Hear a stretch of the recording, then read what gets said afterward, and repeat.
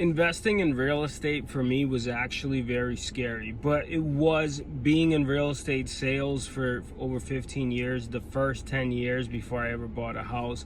It was actually a big dream of mine to be able to go out there and get my own investment properties, especially after seeing all the opportunities that other investors were making with their properties and different things like that.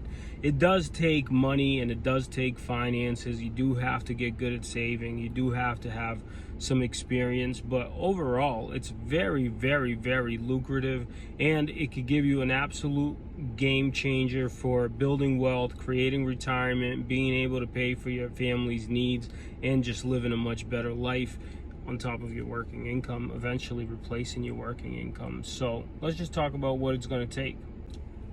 What I would do first is really define your goals. What do you want, right? And where can you actually afford to start? Is it going to be long-term investing, passive investing? Are you looking to be hands-on? Are you looking to start out buying condos, single families, multifamilies, or do you have enough money to just go ahead and start buying bigger buildings?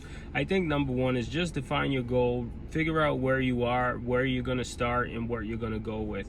I've had many investors that just started out with one condo, then bought a multifamily, then bought another multifamily, and then bought bigger and bigger buildings. So it's okay to start small, but just realize where you're going to start and how much money do you have saved. Usually I suggest try your best to save 20%. It just changes the game, makes things a lot easier. That's how I've done it so far. Assess your finances. Start talking to banks. I like smaller local banks. In the beginning, it's going to be tough because you have to prove your experience to the bank where you have no experience. So just try to network and start talking to different bank organizations or lenders, and just to see who can give you financing for this type of thing. What is it going to take? Assess your finances. Start saving your money if you have been saving it. You know, you figure for each million you're going to need about 20%, so that's about 200,000. Now you can obviously do different things there, but I would say that's probably a good place. So just assess where you are financially. How much money do you have, and how much money are you going to need for the type of property that you're going to want to buy? And research like a pro.